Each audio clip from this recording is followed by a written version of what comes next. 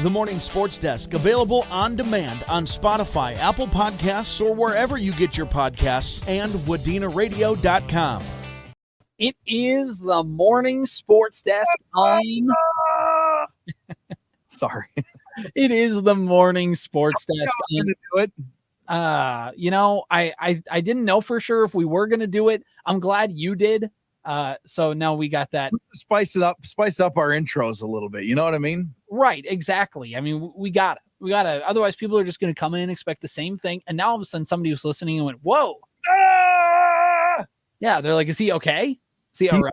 Yeah, no, I'm just excited to be here. It's the 14th of August. It's a Wednesday. I'm CJ. The guy screaming is Corey. And Corey, we talked about high school sports starting yesterday, and we kind of mentioned how, we're slowly churning back that way towards high school sports and all the things that come with that, and how much kind of more full it makes the local portion of the Morning Sports Desk get. But sometimes still in these dog days of summer, it's still a little bit tough to find that local angle, things that people in this area really want to know, and something that we feel like is worthy of talking about. And I did find something, or I should say, everybody else found it and shared it on Facebook and all the other social medias. Did you know Randy Shaver, KARE 11, formerly KARE 11? I don't know if he retired or not. Yeah, I don't know what his affiliation is anymore. Right. Well, I don't know if this is independent or with his former or current news station. Right. But he's doing a podcast called Shaver's Prep Podcast. Okay. And he had Luke Emmerich, a safety for a Monticello. There's also NFL star center Frank Ragnow, who is a Minnesota guy, plays now for the Detroit Lions. But the other person in this interview was one Mike Mahlen, head coach of the Verndale Pirates football team. Nice. Which is, first of all, just cool to see a guy from greater Minnesota get some love, because a lot of times when you have these prep stuff, for good reason, they focus in on the Twin Cities. They've had a pulse on it. There's a bigger audience, whatever. But it is fun to get some of the local guys on, people that we know, people that we cover, people that we talk to, get to be featured on this podcast. And it's, again, from the perspective of somebody from the Twin Cities, for people particularly in the Twin Cities. And you get to he gets to represent Verndale on that statewide stage, which is really, really cool. Have you had a chance to listen to this podcast? I think it came out yesterday, so it's still pretty recent. Yeah, it came out yesterday. I've seen it shared multiple times, but no, I haven't had the chance to hear what Mike had to say about his team. And I now I'm speculating if it's about this year or about his career up to this point. I guess I don't know. I haven't heard a thing. It's about a 15-minute conversation, a part of a 45-minute podcast that he does. And it's really cool when you get that time. They dive deep. They talk about, expectations for this year. And, of course, with Mahlen being the head coach of Verndale for as long as he is, you just have to talk about that if you're Randy Shaver. And I don't want to play the whole podcast because that's somebody else's podcast and whatever. Go listen to Randy Shaver's podcast. He's a seemingly a good dude, and it's a good podcast. So go listen to it. We're not above promoting other people's work here. Corey's in a polyamorous podcast relationship. Is that a right word for it? Listen, I listen to a lot of different podcasts from a lot of different people about a lot of different things. I just hope that I'm included in other people's rotations. We're included with the Morning Sports Desk. And hey, you know what? Let's just throw the invite out now. Randy Shaver, if you're ever interested, hop on the Morning Sports Desk with us. We'd love to have you. Yeah, hop on anytime. We'll also come on your show. We'll do like a home and home.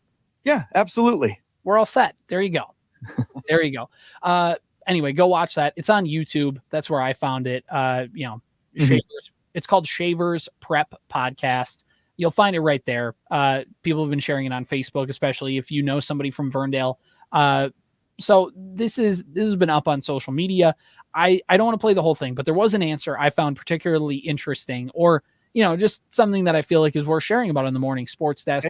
And he was talking about his first year being a head coach of the Verndale Pirate football team at age 20 back in, I think they said it was like 1969 or something like that. Yeah. Very long time ago.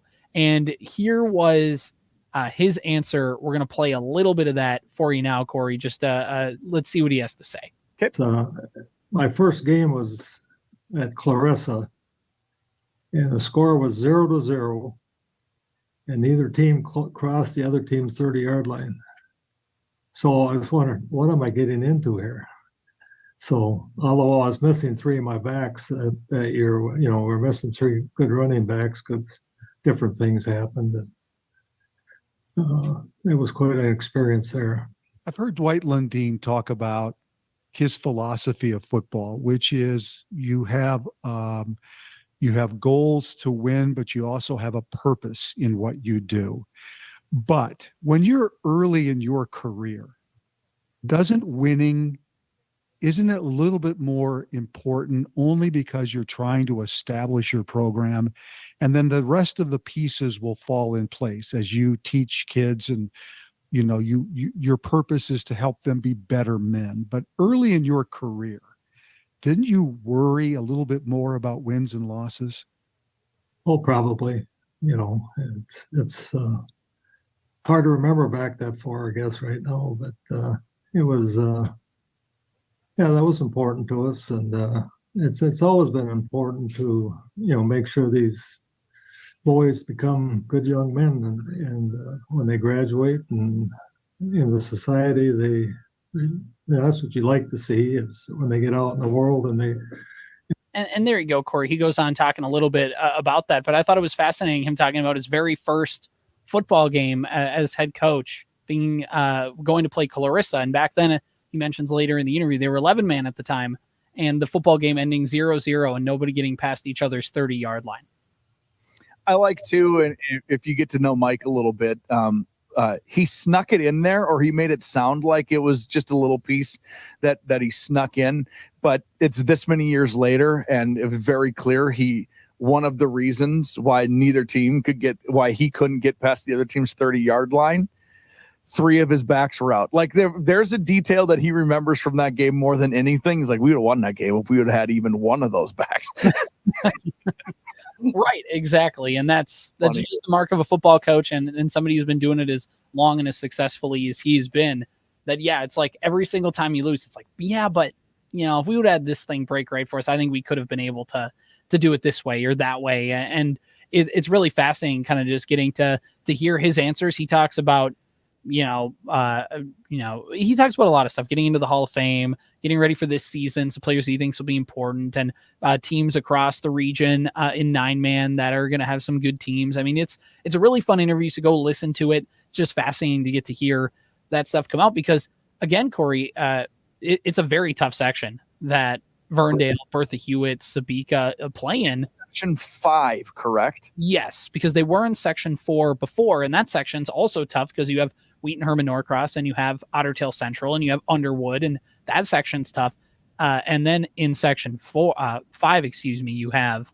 Did Wheaton Herman? Did they go Border West for football now too? I can't remember. I want to say they're still Wheaton Herman Norcross, but I can't remember. They might be Border West for everything. That might be enough. I guess I don't know. That I should have Border West for that. I should remember because they were at the Fargo Dome. Man, is Border West up to 11? Or are they still small enough that they could be? Those towns are just, there's 12 people in each of them. But you want to know a quick aside, by the way, about there's an outside chance that one of those backs that Coach Mahlen was talking about was my father-in-law. Crazy. There's an outside chance that my father-in-law is one of those, was either one of the backs who wasn't playing, or had this. Or I think he started playing as an 8th grader. He was like the starting back as an 8th grader. But that might have been, you know what I mean? It might have been one of those scenarios. So there's an outside. That's kind of cool to hear that story. Now I got to go pester my father-in-law about that. You guys lost. Yeah. You weren't even supposed to play as an 8th grader. You know that, right? It's like an interrogation. Like, what were you doing on the Friday night in 1969 in Clarissa? Like, what was going on? By the way, it was definitely a Friday afternoon in Clarissa. That was like a 1:00 kickoff for sure. Yeah. There were no lights that year. 150 years ago when Mike Mahlen first got his job, they hadn't even invented electricity yet. Oh, I will say that Field and Clarissa does have lights. When they officially got them, who's to say? Somebody knows the answer. It's just not us. But it's really cool and it's fascinating. Obviously, that section, you got Mountain Iron Buell, you have Nevis, who's the defending state champions in 9-man. Yep. It's fascinating. It's going to be another fun year of high school football in the area. They did ask him in the interview too about switching sections, and he brought up a lot of people told him that they're going to do a lot more driving in this other section because now they're going east and north and all that stuff. And he said because of Bertha Hewitt and Sabika being in the section, the mileage actually is the same, or like within 5 miles or something crazy like that. Sure. Which, now that you think about it, because they would have to go down to Clinton, Graceville, Beardsley, or to Wheaton, or to, wherever you're going out, you're just going that same distance east, but most people in this area go west, not east typically. So Correct. It doesn't feel like as far of a drive. Well, yeah, and the part of the state where they're going is like, you think of that Duluth Range area. That's like a vacation spot. You go there for special occasions, not just because. Right. Just because. So, yeah, you're talking about Cromwell and Renshaw, Carlton, and yeah, it's just in the middle of nowhere, the different part of the middle of nowhere. Right. It's just middle of nowhere in a bunch of hills and trees instead of just trees and plains. That's Right. Pretty much the big difference. They can get some iron ore there pretty easily.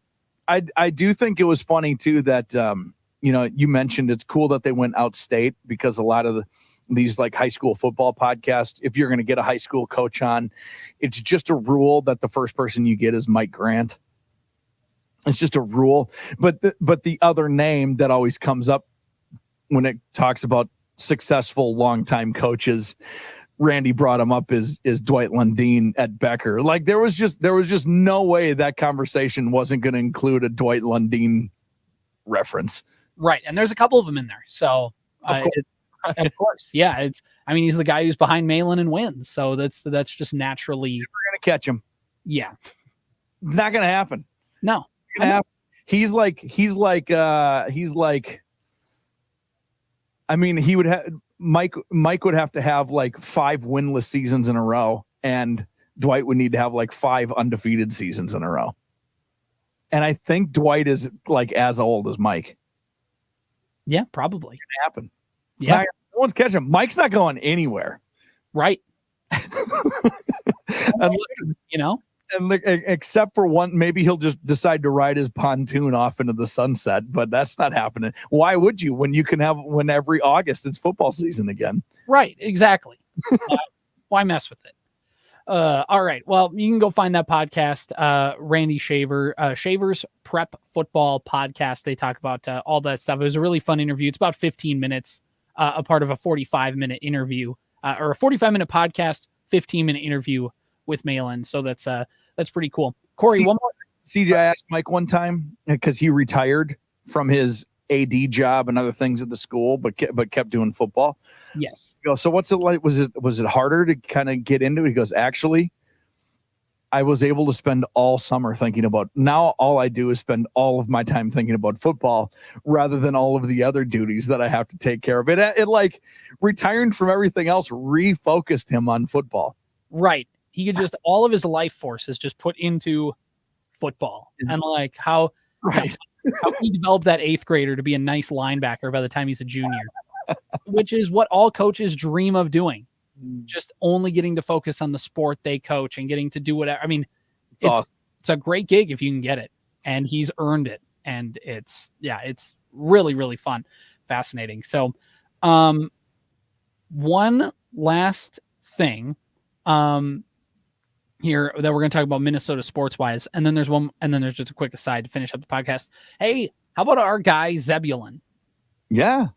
5 innings, 2 runs, 5 strikeouts, and no walks. Didn't give up a home run, but hey, did give up some base runners, but hey, the Twins gave him some run support. And when you go 5 innings with only allowing 2 runs in your big league debut, you'll take it 10 times out of 10. The Twins stomped the Royals 13-3, win the series. They guaranteed the season series over the Royals, so they have the tiebreaker over Kansas City if they were to finish tied at the end of the season. It's a big win, and I want to beat Cleveland, don't get me wrong, but there's just something cathartic about beating, maybe not cathartic's the right reason, but there's maybe something just sinister about. I always like being the Royals, even though they were always bad. It's just always fun to know that the Twins are a team where Kansas City's like, can we ever beat them? Because the Twins have only lost to them twice throughout the regular season. Yeah, and it was importantly to rehash a point. It was great to get a split with Cleveland, right? Mm-hmm. Like you didn't gain any ground, but you didn't lose any ground, and you don't want to lose ground against Cleveland. But when you split with Cleveland, it made that Kansas City series infinitely more important. And we talked about it before the series started. You have to win 2 out of 3 now against Kansas City to establish that you are in the running for this. Mm-hmm. They've won 2 out of 3. As we're recording this, we're an hour out from a pregame show. Or actually the pregame show's probably already started this morning. Right. Yeah, it's a noon start. And they got a chance at a sweep here now and just kind of maybe get to flush that Kansas City Royals thing away for the rest of the summer. This has been a huge, important series, and Zebby coming through. It's not like a stellar outing. It's just exactly what the Twins needed out of him in that spot. And he executed as well as anyone could have hoped, all things considered. Right. By the way, there's a stat, Corey, Zebulon, whatever his name is, Zeb, with an exclamation point is what I like to say. He has been known for his command. Combined now with his 5 strikeouts and no walks today, his strikeout to walk ratio since becoming a professional baseball player after college, he has 119 career strikeouts throughout 2022 and 2023. And now, like that's how many career strikeouts he has. How many career walks does he have, Corey? 6. 7. So is that right? I picked a ridiculous number on purpose there. A 119-7 ratio, strikeout to walks. Okay. Phil Hughes is blushing right now. Yeah, that's a decent number. That'll play. Now you can't be around the strike zone too much, obviously, but runs like you did. Yeah. And he got hit pretty hard a few times. Don't get me wrong. He's a guy that's going to throw the fastball. He can get it up to 97, but it really sits in the mid 90s. He was throwing low 90s coming out of school. The Twins, it's not a pitching pipeline. Everybody talks about that like buzzword, pitching pipeline. I thought Falvey was brought in here to develop a pitching pipeline, all that kind of stuff, because he came from Cleveland where they have a pitching pipeline. But they've kind of gotten into this groove where they like taking these tall pitchers out of college from kind of nowhere schools. He was from Western Carolina, and like Bailey Ober, who was from the College of Charleston, like David Festa, who was from Seton Hall. Like these are not traditional baseball powerhouses. The Twins take these guys who have Festa's 6'6", Zeb is 6'5", and Bailey Ober is 6'9". They like taking these guys with long arms who they can feel like they can just tweak a few things with their delivery, and they can get a couple miles on that fastball to get to mid 90s. But even then, that's still not blow up by you stuff. But just with the way they release the baseball, and they feel like they can kind of manipulate that to where they can throw those fastballs high in the zone and get guys to pop up because they're not quite ready for them. I have nothing to add. Yes, correct. It's fascinating. Everybody I don't know. Yes. Because if Zebby Matthews was pitching for the Twins of 20 years ago, they would have loved this player. He doesn't walk. He's around the strike zone, all that good stuff. They just would have told him to pitch everything down. They would have maybe developed a sinker for him. You know what I mean? Like that's right. But now these Twins are like, hey, throw it up in the zone. We want you to throw it high in the strike zone, which you'd think would be a big no-no. But they're like, if you can get just enough spin, Yeah, up in the zone with heat, there's nothing wrong with that. Right. If you can get up in the zone with heat, or at the very least manipulate that release point to where there's just that less amount of time to be able to react to a major league fastball, guys just aren't going to be able to get that best oomph behind a pitch. And, for Bailey Ober, the home runs are a problem for the Twins. They give home runs like top 5 as a pitching staff, but that's the game you play.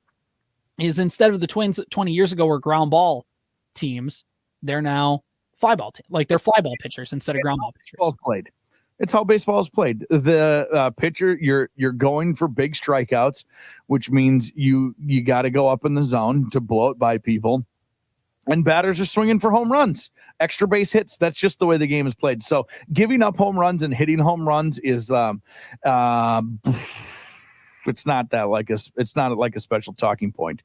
It's just like how the game would be like, well, we give up too many threes. Everybody gives up. It's basketball. That's how you play. That's how the NBA plays now. It's threes. You either make them or you don't. You hit home runs or you don't. Just don't be number one running away with a bad stat like home runs allowed, like the Twins were with strikeouts a year ago. Right. But the margin of error is not that far off, right? If you're the worst in the league, you're gonna get throttled. But you don't need to be that much better to all of a sudden be top half of the pack. Exactly. Sometimes it's just the wind was blowing out too often while you played that summer, and you're screwed.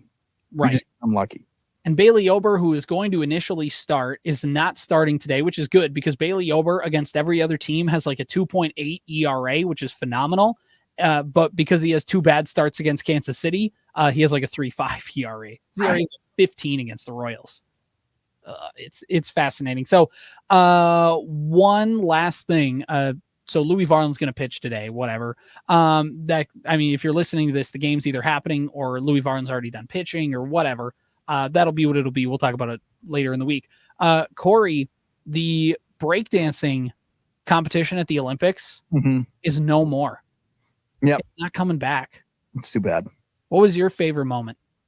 Everyone's favorite. My favorite moment was everyone's favorite moment. The stuff that's coming out about this Australian breakdancer who, have you heard, she rigged the competition to where her husband was one of the judges to help put people through. There's actually legitimately good breakdancers in the country of Australia. And I don't know if this was if it was just a prank or if she's an evil person, but this is my favorite story. Everyone's favorite breakdancer is this person from Australia. It's the funniest thing that happened in the Olympics in probably of all time. It's awesome. Right. It's hilarious. It's hilarious. She was doing she's doing breakdances I haven't seen since, and I know breakdancing's from that. There were things that you've seen people do in bad 90s, early 2000s TV shows that were making fun of how bad they are. And she was unironically doing them. Yeah. Was it Bob's Burgers? See, I walk with a little bit of slouch because it's cool. And that's hip hop. I mean, it was brutally bad to the point where it seemed like maybe it was a big joke. Right. Somehow this person was able to prank. It was like a Nathan For You skit. They were able to prank their way into the freaking Olympics. Right. Make this happen. It was an Impractical Jokers bit. Shout out that lady for making this work, maliciously or not. It's stunning that existed on our televisions. Somebody was in her ear and they go, now do the sprinkler. And she does the sprinkler. And then it shows back to the room and they're like, ah. I've heard baseball and softball are back for the LA Olympics. Yep, that should be good. This is my prediction. I think I said this a while ago, but you heard it here first.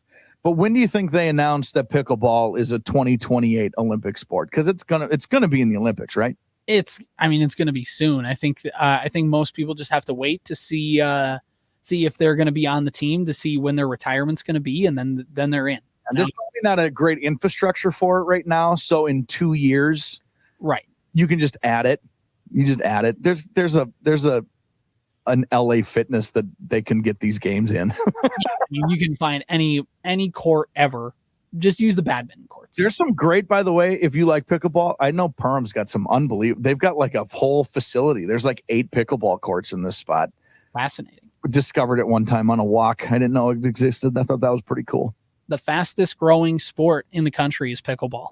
I've never played. I played it in Phi Ed. I've played pickleball in Phi Ed. It looks really fun, and I also can't get over how dorky it looks. You're playing tennis with a wiffle ball. Yeah, it looks silly. It just looks like a silly thing that I know I would adore, and I can't. Once I start playing it, I'm going to want to keep playing it, and I'm going to love it, and I will extol the virtues of pickleball. But until then, I think you all look ridiculous. This has been the Morning Sports Desk for Wednesday, August 14th. The Morning Sports Desk, available on demand on Spotify, Apple Podcasts, or wherever you get your podcasts, and WadenaRadio.com.